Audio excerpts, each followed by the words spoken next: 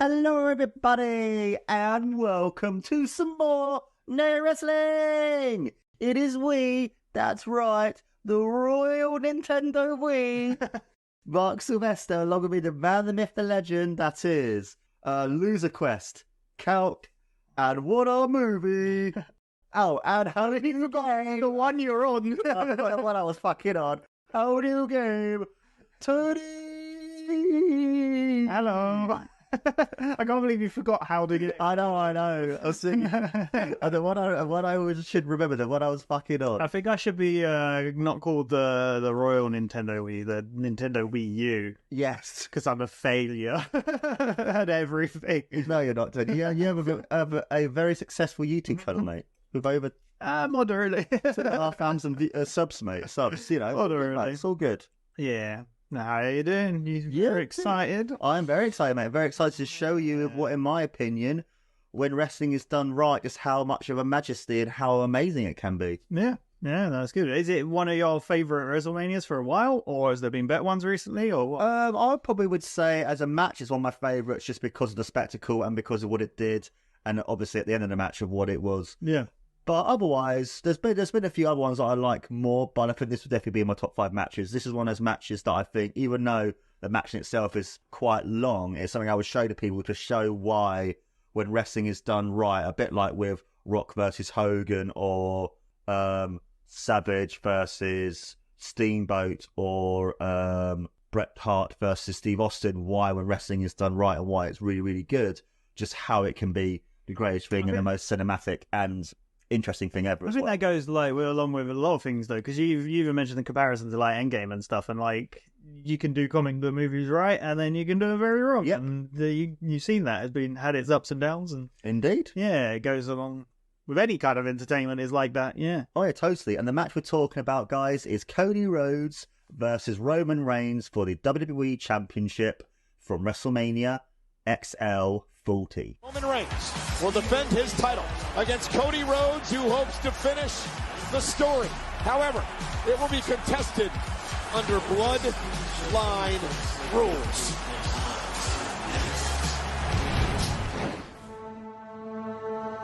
Cody Rhodes, he's gonna realize the American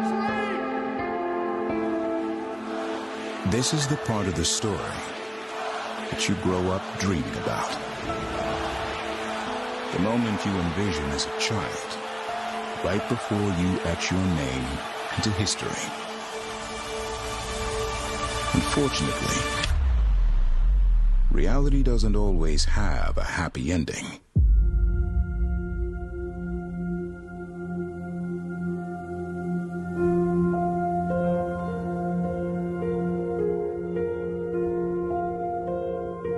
You can step away, set a new standard, ignite a revolution. Yet even with all that, and your family's legacy, the dream remains just out of reach.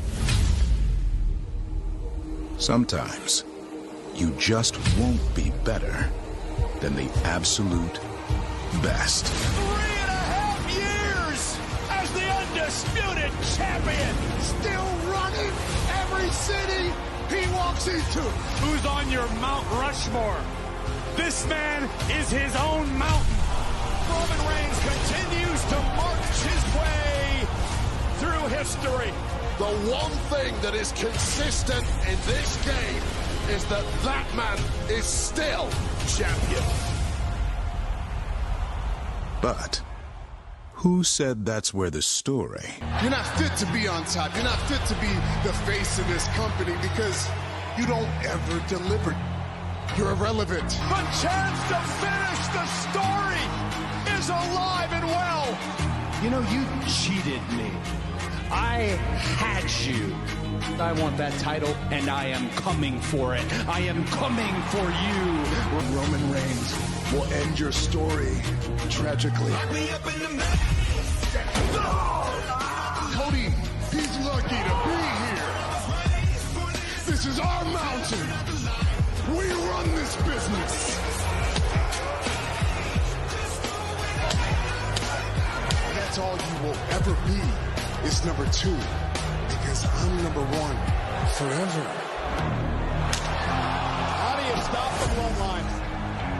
It's bloodline rules tomorrow. Anything goes. You gotta take on that man with no rules on the biggest night of your life. We ain't finishing no story. The story is no longer about myself. The story is about all of you who have followed me to the absolute ends. And if I learned anything from last year, I can't do it alone, guys. Will you ride with me? And on April 7th, against Roman Reigns, will you fight with me? Now we've reached the final chapter. The dream turned nightmare, given one last chance. Against a bloodline stronger than ever. Tonight, one way or another, the story ends. Eyes closed. Yeah, I was about to say, did we actually mention the name of the match? I was like, you can probably see it in the title. And... Yeah, I see the title. I'm going to call the title WrestleMania Cody versus Rhodes, WrestleMania 40, Why Wrestling is Magical, or something along those lines, you know.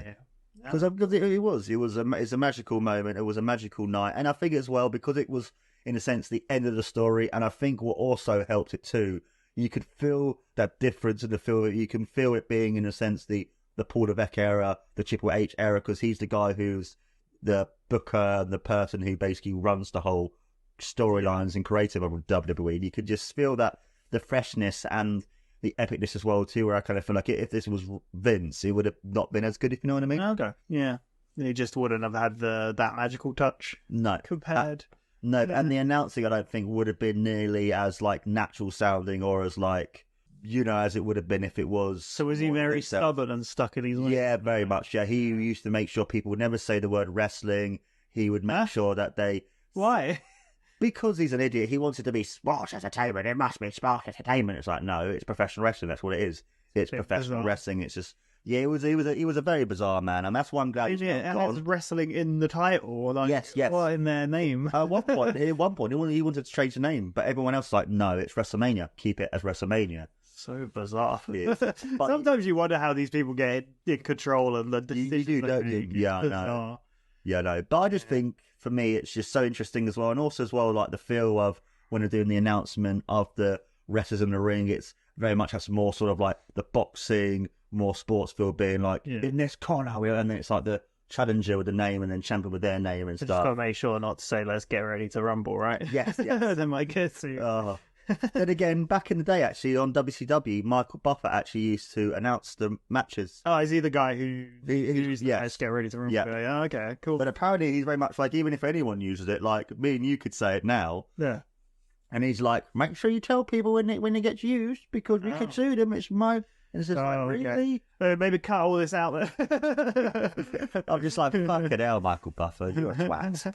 But you know what I mean, though? It's just mad. It's just so cool as well, just to see the difference in production value and just how, like, even as you saw in the entrances alone, just how epic it felt. You can feel that endgame feel with Cody, as you said, the boys with his character. Yeah, he definitely gave me the vibe of Homelander from The Boys. I've never watched it, but I've seen GIFs and clips of him, so yeah, it definitely gave me that whole vibe. Although I feel like Homelander's like a bad guy. I don't know. I've not watched The Boys. Neither have I. I've never seen it either. So that's the comparison falls apart there. But yeah. But no, you said about the entrances stuff. Even like the venue they were in seemed a bit. I don't know. It just seemed huge. Like I don't. Yeah. They've been bigger ones. Like, you've shown me big like stadiums before, but I don't know. Some of them. Yeah. For every WrestleMania, they have it in the stadium. They have like, other big events in the stadium. They've had stadiums now for SummerSlam.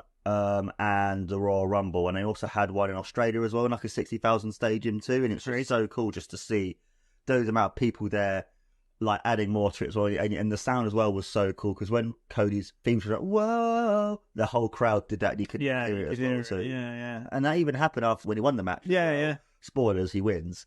That even during the bit in the theme tune, they still did it as well too. Yeah. No, it's cool. Yeah, no, it is cool. It's like I did. Because like he was kind of singing along, you could see it miming along at first, but then as soon as you hear everyone, there's a big atmosphere, isn't it? And Yeah. it's just huge. Huge atmosphere, because you also got things as well, like 70,000 people, all like-minded, all want to see the same thing happen, and then when it did happen, it was insane. But I mean, did you like the whole very much like Endgame feel where you had Roman Reigns, because it was a bloodline match, anything can go, because the previous night before, on night one, there was a match where you had Cody and Seth Rollins against Roman Reigns and The Rock, and if Cody won, it would have been another one-on-one match, but because he lost the match, it then became a bloodline match, which then was a no DQ. Oh, okay, fair enough. So it's kind of like adding more fuel to that fight to kind of be like, is he going to overcome the odds? But then you had the whole thing with then Jimmy coming out first, and you had Jay stopping it, and then you had Sikoa with then John Cena, and then you had The Rock come out, and then you had Seth Rollins come out, but then you had The Undertaker stop The Rock, but then you had, obviously because of the 10-year storyline and the history between Roman and Seth, even though he could have hit Cody with the chair, he didn't. He hit it at Seth, which then kind of builds up and kind of pays back that story from 10 years ago, but then finally Cody won, then it ended that story and stuff like you just said, like it pays off stories from 10 years ago. The MCU comparison rings strong even more, because you're like, how many TV shows do I have to watch to keep up now? Yeah. There's just so much lore to it, and backstory, I guess. But if you've been following it for that long, it's good to get that payoff. And yeah. Because the most interesting thing, because Roman's had such a dominant reign, because before the match against Cody, he was champion for 1,316 days. Seth was the only person he couldn't beat. Like, he beat him by DQ, or Seth won by DQ. I can't remember the exact result, but he's the only one that he can ever beat. Oh, really? So it's building on that. And then at the time as well, when Seth turned on the Shield, because at the time he had Seth, Roman, and Dean Ambrose, who's now in AEW. They were like the Shield, and it was Seth who turned heel. So it's quite interesting to see that dynamic as well, of the switch of being now Seth's their face, but then Roman's the heel. Yeah. So kind of like building on that, and then, as you said, the MCU-ness of how people can interchange and stuff as well. Yeah, no, it's really cool. I thought it was kind of funny just how, like someone kept, like, a new person came out, and then another person, like you said, like Final Boss. Yeah. Like The Rock, and I think the best part, my favourite part, was the Undertaker part. It just appeared and then disappeared. Yeah. Like, that's very cool. Yeah. And the cool thing as well about the Undertaker, because even though he's retired and he's kind of using his own kind of more personality and stuff, I like the fact they used the gong as well, because a lot of people expect it to be Steve Austin, but I know a lot of people kind of moaning it wasn't Austin, but for me, I think it worked well, because you had The Rock and Undertaker were both around in the same era, but also the Undertaker is that locker room leader. He is, in a sense, the boss. Like, he is the head honcho, and I think that works as well too, to kind of like help Cody. Is there any reason that it wasn't Steve Austin then? Money. I think it was just money. Really? How much does he get paid to come in for that little moment though? I've no idea. I guess it was just a little moment, so he maybe wanted to feel more like, it to be more of like a special thing, maybe. Okay.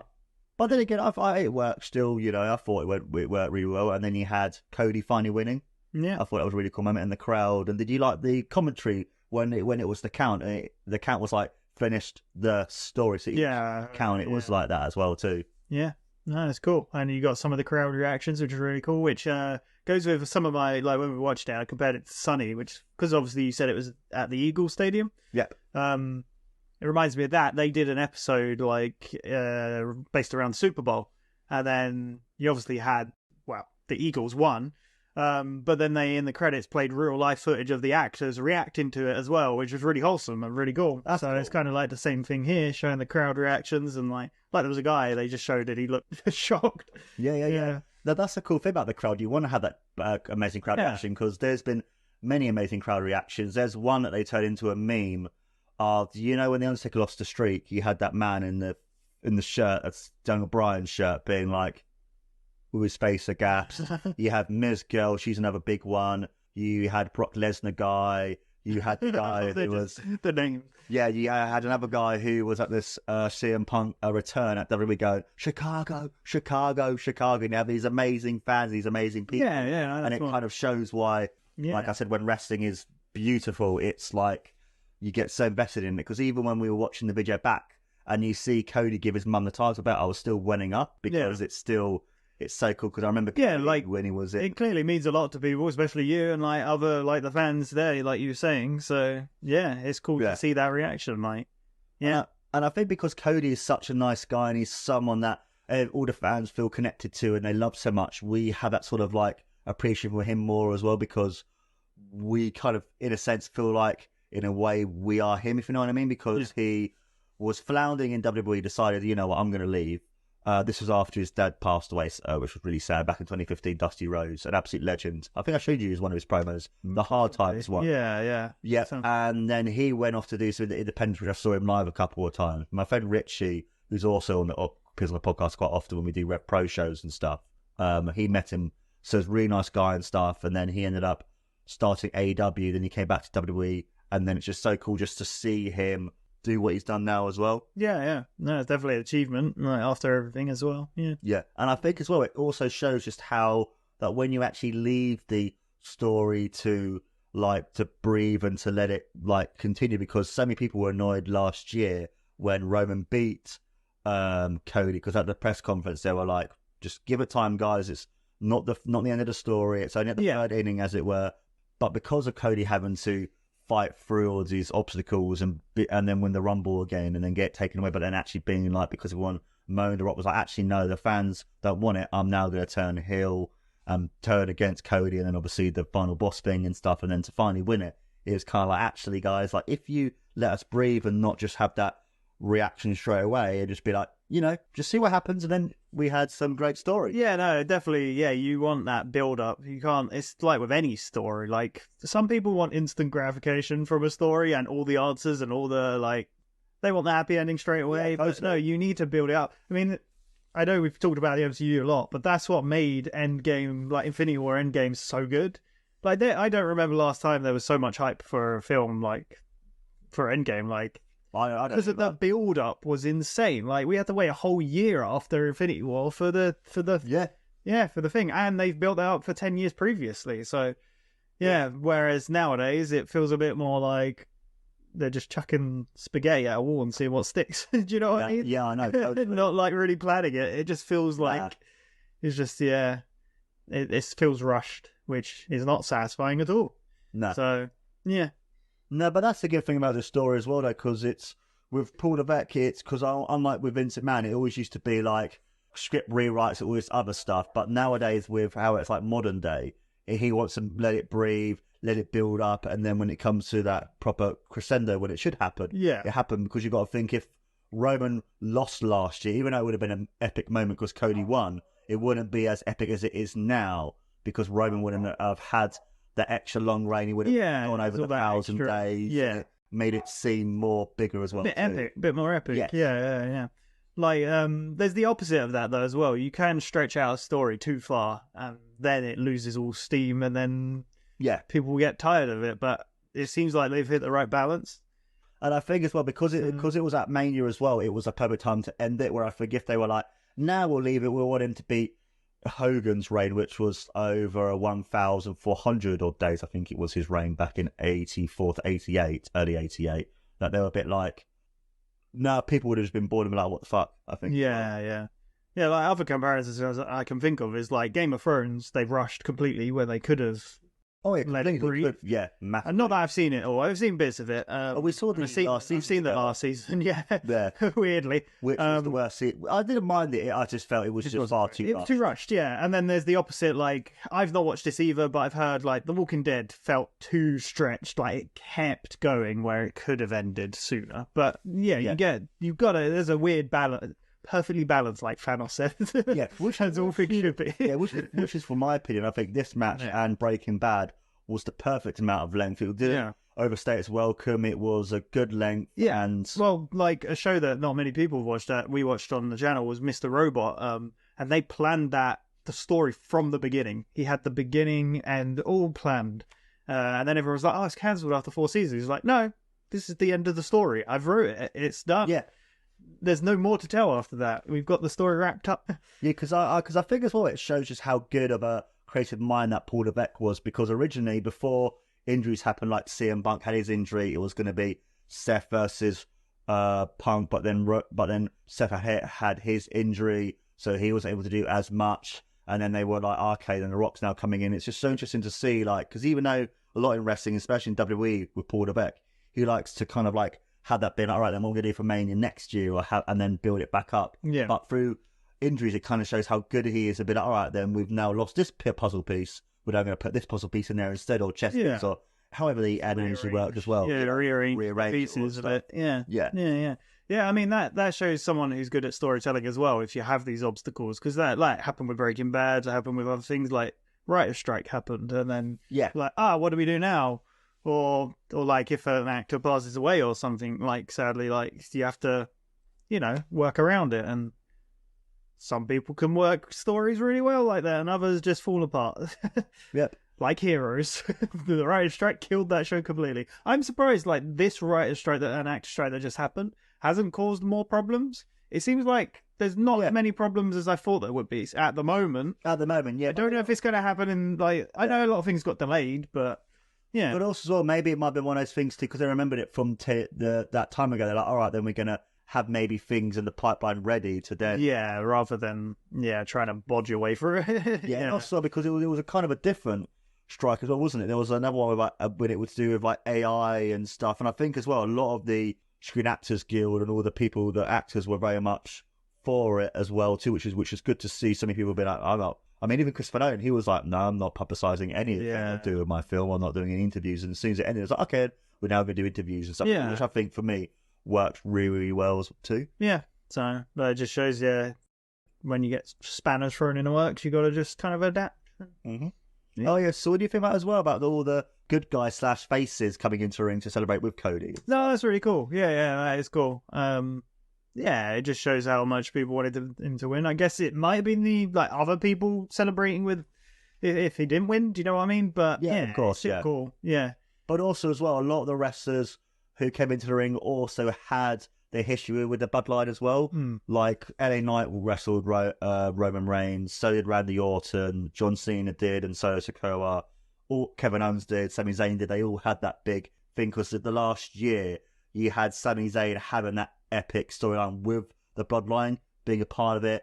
Then he had that match where he was like, because him and Kevin Owens were friends for years, you had that thing, but actually no, he was part of the bloodline. But then he was like, no, he saw how bad they were treating Kevin Owens, and he turned on the bloodline. He hit Roman with a chair, but then at the Elimination Chamber pay-per-view in Montreal, he came out to a big reaction. He came back with his old classic theme, which so many people sing to and stuff. It's just that whole intertwining thing of like, even something from 10 years ago with Seth and Roman to a year ago, even 2 years ago, and that kind of thing. It just shows just how clever and nuanced when wrestling is done right, how it can be, and just how clever and amazing it is as well too. Oh, that's really cool. Yeah, it's cool to see those things pay off. And yeah.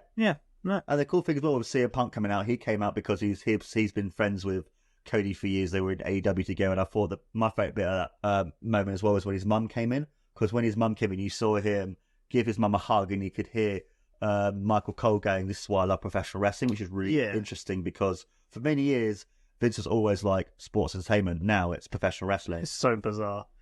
That's so backwards thinking. Like, I just don't get that at all. It's because he wanted it to be different, and he also wanted it to kind of just have his nuances and his like words like superstar, and rather than being a championship, it's a title, or rather than being a belt, it's a title and stuff as well too. So bizarre. It's just so weird. Just how them, like, you can't call it a hospital. You have to call it a local medical facility. There were many Vinceisms that everyone was a bit like, what the hell? Now, because it's Paul Levesque and he's just like, say what you want or act how you want, they're very much like act like human beings. That'd be fine. Oh, talking about like human beings, what do you think about Samantha Irvin's announcement of when she was like, and you can hear it wedding up as well too? Because you said she doesn't want to know like the result right beforehand. She wants to be surprised like the fans. Cool. That is cool. Yeah.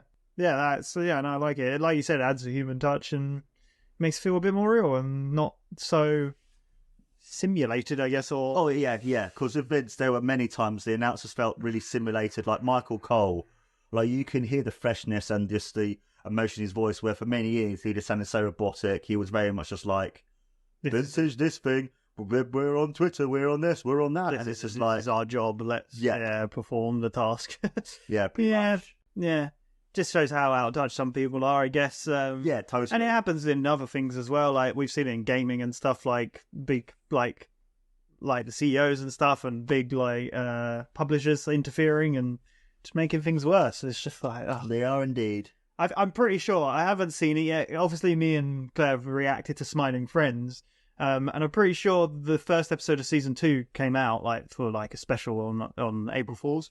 And it was based around gaming, and it has a CEO character. I've seen the image of that CEO character, and I'm so sure they're just taking the piss out of all CEOs and publishers and stuff like that, interfering and saying, this is what we need. And yeah, but I haven't seen it. I just... And I think talking of interfering, though, because they wanted to, in a sense, with The Rock coming in, because obviously he's The Rock, and it's kind of like if The Rock wants to wrestle, he kind of like, actually... he's going to bring us a lot of business and stuff. Yeah. Even he was like, because he heard and saw the reactions because everyone wanted Cody, he was like, all right, turn me heel.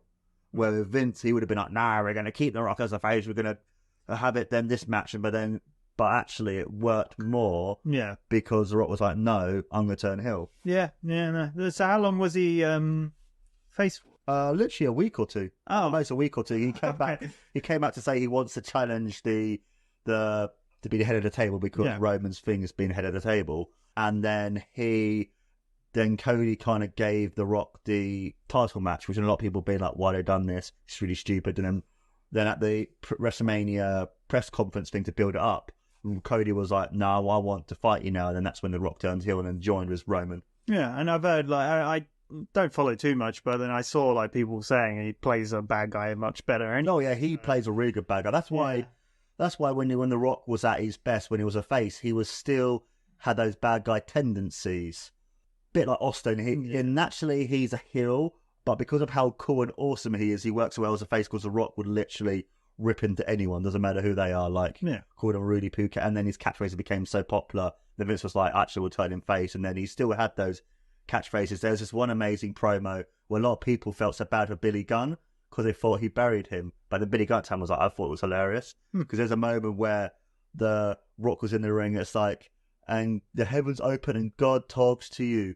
And he goes, Bob? But my name's Billy. It doesn't matter what your name is. And literally the whole crowd went insane. And then it was just those moments. Yeah. It's just when The Rock was because there's a moment where he says to Cody, because after the next night on Raw, he comes out to greet Cody and says he's going to go off for a while and then he wants to wrestle Cody again and he gives him something. But then when he does it, it's like, you guys in Philadelphia broken another record of being the biggest trailer park trash The Rock has ever seen. And you can hear that the 90s The Rock voice coming through as well, rather than just being Dwayne Johnson's voice. And he's just so awesome. And it makes you realise as well just how good on the mic and everything else he has been too. Yeah. Because as much as the Rock, Cody versus Roman match was, at some points it kind of felt like it should have been more Cody versus The Rock instead. But it worked because obviously Cody won the title and then now they're going to wrestle each other and have a big feud as well between The Rock versus Cody Rhodes. Yeah. Cool. Yeah, no. It's cool to see because, obviously, people have got a bit off of Dwayne Johnson anyway in films, haven't they? Yep. I don't know, it's just, taking a bit of a nosedive. But, it's cool to see him doing what he does best, I guess, yeah. Yeah, and the really interesting thing as well, though, because you know how UFC and the WWE are part of the same company, TKO, he is now part of the TKO board of directors, so he's able to use every day now The Rock. If you smell The Rock is cooking, Rudy Poo, all the IPs of The Rock he now owns. Nice. So I think I heard about that. Yeah. So that's quite interesting as well. But obviously he wants to make money for the company as well. And then obviously if he does any more films, he could technically show more of The Rock stuff and be more The Rock. And it's quite interesting as well too. Yeah, cool. Yeah. So overall, Tony, mate, how did you find the match? And can you see why so many people like myself love it so much? But then also with me telling you the backstory and all the other stuff, does that kind of help you as well to kind of appreciate why we love it so much and why? Yeah, no, definitely. You can see the passion everyone has for it, especially the audience. You can just tell, and having that backstory and all the build up to it is really cool. And it's good to see a good payoff. Totally. That's the. And I think, like I said, when we were watching it back, I think that's why I love the WWE promo packages so well, which is why My Way, the Austin Rock match from WrestleMania 17 and other ones, they work so well because it shows you the nuances. It shows you what he's doing having a match because let's say, for example, I show you Steve Austin versus Rock from WrestleMania 17 or show you a different match, but without that backstory, without that moment of why it's just kind of like, all right, these two men are watching, which is why I think the player package is as important as well as a backstory that is as important as the match. Yeah, no, definitely. Yeah, you need the whole picture. Yeah, rather than just the pay. Well, like you said, you don't want that instant. Well, we both said don't want that instant just gratification in the match. You need all of it to build it up, and yeah, totally. Because you've also got to think as well too when it comes to the match and everything else in general. Like you want the backstory, you want the reason to why the wrestlers are wrestling each other, but also as well because WrestleMania and WWE is in that sort of like the upper cycle. It's being watched by so many more people getting back into wrestling. Like people who I've not heard from years were being like, "Oh my god, Mark, I'm going to watch WrestleMania." Like they want to tell everyone who these people are. They want to show people who these people are because that's one of the main issues for AEW is they have these Japanese amazing wrestlers. Like if you're let's say a Mark, like a guy who goes on the internet and knows all these people, like you would know. But if you've no idea who this person is, if you're a casual viewer, I'm like, who the fuck is that? That's why you need the product. Yeah. You need you need the storylines. You need like do an end game and the other MCUs telling you what these things are. Because otherwise, you might be a comic reader who likes this stuff, but then if you have no idea what any of this is, you don't have that sort of like connection. I mean, it definitely helps for them that like they've got this whole big legacy behind it. Like it's been going for this is 40, right? You said so. WrestleMania 40. There you go. I mean, they got a lot of history, so that helps. But yeah, that's cool. Yeah, cool. So before we head off, and Tony, any last thoughts at all about this match or this WrestleMania in a sense in general, or the nuances, or whatever you want to call it? I'm scared the Undertaker's going to come get me in the middle of the night. I'm listening out for gongs. He kind of it kind of reminded me of like a Bloodborne boss or something. Yes. The gong and I don't know. Yeah, scary. Yeah.